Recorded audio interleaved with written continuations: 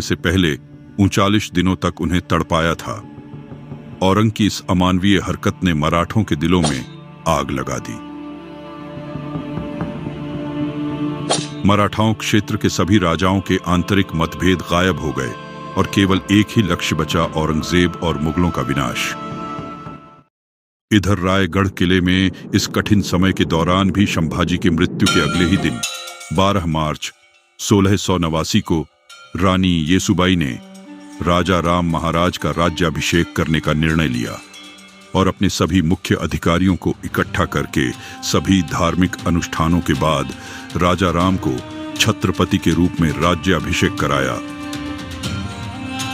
ऐसा करके उन्होंने आलोचकों और मुगलों को एक कड़ा संदेश दिया कि मराठा साम्राज्य अभी भी मजबूत है और लड़ाई लड़ने में सक्षम है, उनका छत्रपति अभी भी जिंदा है। इधर औरंगजेब को जैसे ही ये खबर मिली, उसने ने अपने जनरल जुल्फिकार खान को मराठा राजा राजा राम को पकड़ने का आदेश दिया। राजधानी किला रायगढ़ को जुल्फिकार खान के नेतृत्व में 15,000 से अधिक की मुगल सेना जीतने के लक्ष्य से निकल गई। इधर रायगढ़ में राज्याभिषेक के लिए मराठों का पूरा शक्ति आधार रायगढ़ में एकत्र हुआ था। सबको जैसे ही आक्रमण की खबर मिली तो रानी येसुबाई ने तुरंत सबको सुझाव दिया, यदि मुगलों ने हमला किया और हमारी सारी शक्ति अधिकार एक साथ पकड़ी गई तो यह हमारे भविष्य के लिए घातक साबित हो सकता है। आप सब जल्द ही यहाँ से निकल जाएं। लेकिन महारानी, आप सब और हमारे राजे का क्या? नहीं, हम लोग अपने महाराज को अकेले नहीं छोड़ सकते। मैं किसी तरह राजा राम महाराज को यहाँ से बाहर निकलवा दूंगी। आप लोग बस जल्द निकल जाएं। ये रानी का आदेश है। रानी येसुबाई ने सुझाव दिया कि राजा राम महाराज को अलग अलग गढ़ों से लड़ते हुए बाहर निकलना चाहिए। उनको अंत में जिंजी में जाकर सुरक्षित रहना होगा, क्योंकि जिंजी का किला एक अभेद किला था। येसुबाई की सलाह तदनुसार राजा राम महाराज, यशाजी कंक और रामचंद्र पंत अमात्य के सुरक्षा घेरे की बदौलत भेष बदलकर रायगढ़ से भाग निकले।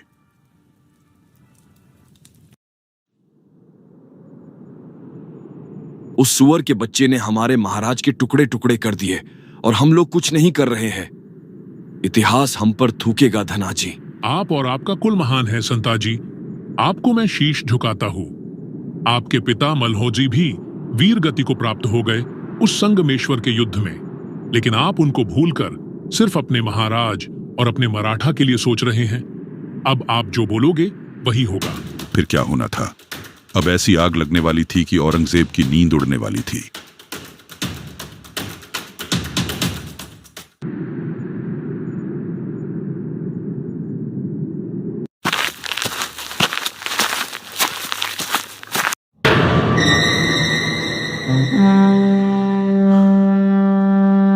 औरंगजेब बाहर निकलकर देखता है मराठा के 2 बब्बर शेर संताजी और धनाजी और उनके साथी शेर पागलों की तरह मुगलों को काट रहे हैं। उस रात गुरिल्ला युद्ध के उस्ताद मराठों ने सिर्फ 2000 योद्धाओं के साथ औरंगजेब की विशाल मुगल सेना पर हमला कर दिया।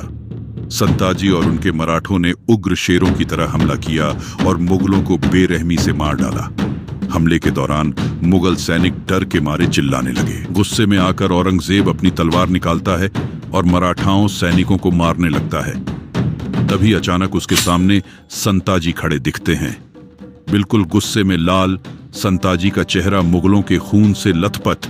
उस समय औरंग भी गुस्से में था। दोनों एक दूसरे की तरफ युद्ध करने के लिए बढ़ते हैं। संताजी के एक तलवार की वार से औरंग वहीं गिर जाता है। जैसे ही संताजी उसको मारने वाले होते हैं, अचानक मुगल सैनिकों की ढेर संताजी को उलझा देती है।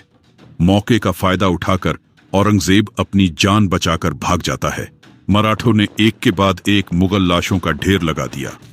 मराठों ने औरंगजेब के सारे निजी तंबू में भी आग लगा दी। उस दिन उसके साम्राज्य का गौरव चकनाचूर हो गया और उसे हमेशा के लिए कायर करार दे दिया गया। एक प्रतीकात्मक जीत के रूप में मराठों ने औरंगजेब के तंबू से 2 सुनहरे शिखर उठाए और उन्हें सिंहगढ़ किले के ऊपर रख दिया। अगली सुबह जब औरंगजेब ने युद्ध के मैदान को मुगल लाशों से अटा पड़ा देखा तो वह अविश्वास में बुदबुदाया, या अल्लाह, ये मराठे किस मिट्टी के बने हैं?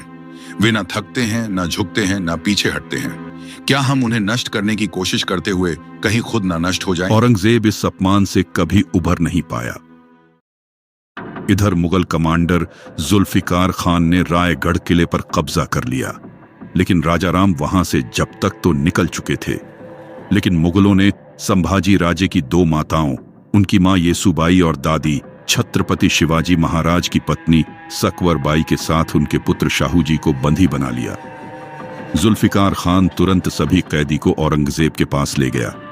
जैसे ही ये खबर संताजी को मिली, उन्होंने रायगढ़ किले पर हमला किया। मराठों ने जुल्फिकार खान की सेना को काटकर रायगढ़ किले पर भी कत्लेआम मचा दिया और मुगलों का बेशकीमती खजाना, घोड़े और 5 हाथी अपने साथ पकड़कर पन्हाला लेकर आए।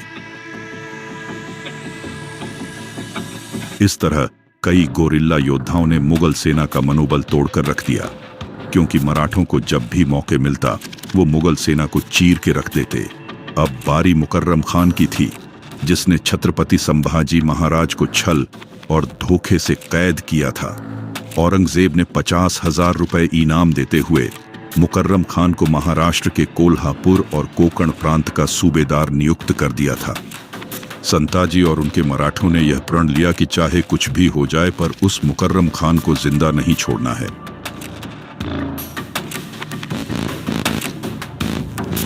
दूसरी ओर हमारे महाराज राजाराम प्रतापगढ़ से अब वे सज्जनगढ़, सतारा, वसंतगढ़ होते हुए पन्हाला किले तक पहुंचे। अब उन्हें यहां से रानी येसुबाई के कहे अनुसार जिंजी निकलना था, लेकिन औरंगजेब भी राजाराम को पकड़ने पर तुला हुआ था। चतुर औरंगजेब जानता था कि नवराज्याभिषेक करने वाला राजाराम जान बचाने के लिए जिंजी ही जाएगा।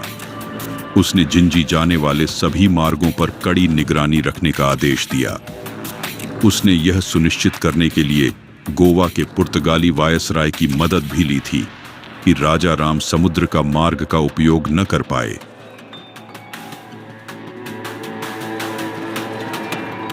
आप कहें तो महाराज, इन मुगलों को इसी पन्हाला में दफन कर दें। नहीं संताजी, हमारा कर्तव्य ये है कि महाराज को सुरक्षित जिंजी तक पहुंचाना होगा, क्योंकि फिलहाल रानी येसुबाई और शाहूजी मुगल के कब्जों में है। ये लक्ष्य बनाकर चलो, देर से ही सही, पर मुगल साम्राज्य का अंत हमारे ही हाथों हो। पन्हाला पर मुगलों के आक्रमण की खबर मिलते ही राजाराम और उनके सहयोगी मराठाओं ने व्यापारियों के वेश में किले से भाग निकले। सूर्योदय तक वे लोग कृष्णा नदी के तट पर नृसिंहवाड़ी पहुंच गए। उन्होंने कृष्णा नदी पार की और दक्षिण की जाने के बजाय पूर्व के दक्कन की ओर जाने वाले रास्ते पर चल पड़े, क्योंकि मुगलों को बेवकूफ बनाना था। उन लोगों ने जिंजी जाने के लिए एक बार घूमकर फिर कृष्णा नदी पार करने की योजना बनाई। उन्होंने घुमावदार रास्ते का इस्तेमाल किया। महाराज की शिमोगा यात्रा गोकक, सवादट्टी, नवलगुंड, अनेगरी, लक्ष्मीश्वर, हावेरी और हिरेकेरुर से होकर गुजरी। शिमोगा पहुंचने से पहले लक्ष्मेश्वर परगना से गुजरते समय वहां के मुगल अधिकारियों को उनकी यात्रा की भनक लग गई और वे अपनी सेना के साथ उनके दल का पीछा करने लगे। यहां उनका सामना वर्दा नदी से हुआ। महाराज ने बहिर्जी और मालोजी घोरपड़े के भाइयों की मदद से इसे पार करके अपने पीछा करने वालों को चकमा दिया, लेकिन आगे बढ़ने पर उन्हें पता चला कि उनका मार्ग मुगल दुश्मन सेना ने रोक रखा है। ऐसी कठिन परिस्थिति में छत्रपति शिवाजी महाराज से प्रशिक्षित शक्तिशाली योद्धा संताजी जगताप और रूपाजी भोसले अपने राजा की रक्षा के लिए तैयार हो गए। शत्रु सेना को रोकने की जिम्मेदारी संताजी जगताप को सौंपकर राजाराम महाराज रूपाजी भोसले के साथ आगे बढ़ गए।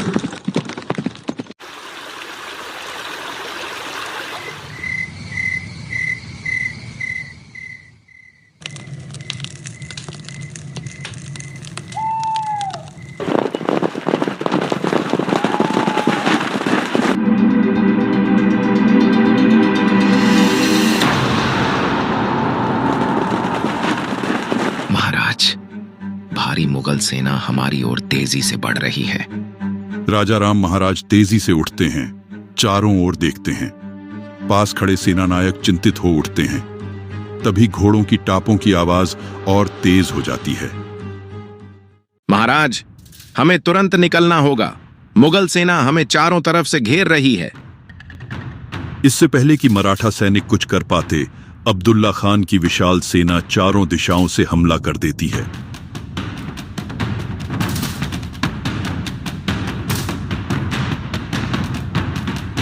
तलवारें टकराने की आवाज, घोड़ों की हिनहिनाहट और युद्ध के नारे गूंज उठते हैं। मराठा सैनिक बहादुरी से मुकाबला करते हैं, लेकिन संख्या में कम होने के कारण कई वीर गति को प्राप्त होते हैं। राजा राम को जिंदा या मुर्दा पकड़ो, किसी भी हालत में भागने न पाए। मराठा योद्धा अंतिम सांस तक लड़ते हैं और आखिरकार अब्दुल्ला खान की सेना सभी मराठा सेना को बंदी बना लेता है और फिर उन्हें बीजापुर किले में ले जाया जाता है।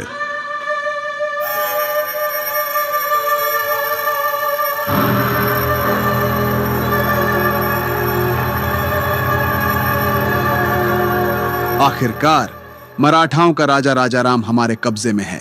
औरंगजेब को संदेश भेजो कि मराठों का खेल खत्म। हुजूर, पहले पहचान की पुष्टि कर लें। क्या मतलब? राजाराम हमारे सामने खड़ा है।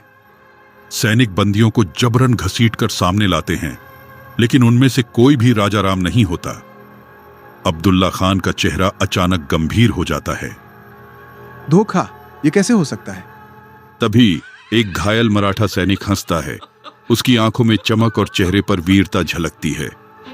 राजा राम महाराज तेरे हाथ कभी नहीं आएंगे। मराठा साम्राज्य को खत्म करने का सपना मत देख अब्दुल्ला। राजा राम, इस बार तो तू मेरे हाथों से बच गया, लेकिन बहुत जल्द मैं तुझे तेरे बाबा साहेब और भाई के पास भेजूंगा। मराठाओं ने एक बार फिर मुगलों को चकमा दे दिया था। अब्दुल्ला खान के घमंड को करारी शिकस्त मिली, लेकिन मुगलों का कहर अभी खत्म नहीं हुआ था। अब्दुल्ला खान ने उन सभी सड़कों पर अपने जासूस तैनात कर दिए थे जिनसे राजा और उनके लोग यात्रा करने वाले थे। राजा राम महाराज और उनके लोग मुगल जासूसों से बचने के लिए आगे की यात्रा में घोड़ों का उपयोग करना छोड़ दिया। इसलिए वे सामान्य यात्री, तपस्वी, संत, व्यापारी, भिखारी आदि बनकर आगे बढ़ते रहे। वे मुगल चौकियों से बचने में कामयाब रहे और मुगलों को चकमा देकर 300 किलोमीटर दूर बेंगलुरु पहुंच गए। वहां पहुंचते ही बेंगलोर में एक और घटना घटी जो मराठों के लिए खतरा खड़ा कर दिया। वहां का एक सहयोगी राजा राम महाराज के पैर धो रहा था और कुछ स्थानीय लोगों ने यह देखा। अब उस क्षेत्र में यह खबर फैल गई कि एक महत्वपूर्ण और उच्च पदस्थ मराठा आया है। देखते देखते यह खबर जंगल में भीषण आग की तरह फैल गई और स्थानीय मुगल थानेदार तक पहुंच गई। यह बात वहां पर स्थित खंडो बल्लाल को पता चल गया। उसने मराठों को सतर्क कर दिया। खंडो बल्लाल ने राजाराम महाराज से अनुरोध किया कि वे अपने अधिकारियों को इकट्ठा करें और दूसरे रास्तों से चले जाएं। मुगलों को भटकाने के लिए खंडो बल्लाल और कुछ अन्य लोग यहीं रुक गए। जब थानेदार पूछताछ करने आया तो उसने पाया कि महाराज वहां है ही नहीं। इसलिए उसने खंडो बल्लाल और अन्य लोगों को जंजीरों में जकड़ दिया और पूछताछ करने लगा। हुजूर, अगर राजा राम यहाँ होता तो मैं खुद आप सबको सूचित कर देता। तुम्हें क्या पागल कुत्ते ने काटा है जो तू अपने राजा को फंसाएगा? राजा राम का परिवार मेरा भी दुश्मन है। उसके भाई शंभू राजे ने मेरे पिता बालाजी अवाजी को हाथी के पैरों कुचलवा दिया था। मुझे भी उससे बदला लेना है। किसी तरह मुगलों की नजरों से बच बचाकर राजा राम महाराज और अन्य लोग घोड़े पर सवार होकर तकरीबन 35 दिन का सफर करते हुए आखिरकार जिंजी में प्रवेश कर गए। अब महाराज और उनके आदमियों के सामने एक और बाधा खड़ी थी, उनकी अपनी सौतेली बहन अंबिका। अंबिकाबाई संभाजी की सगी बहन थी और राजा राम महाराज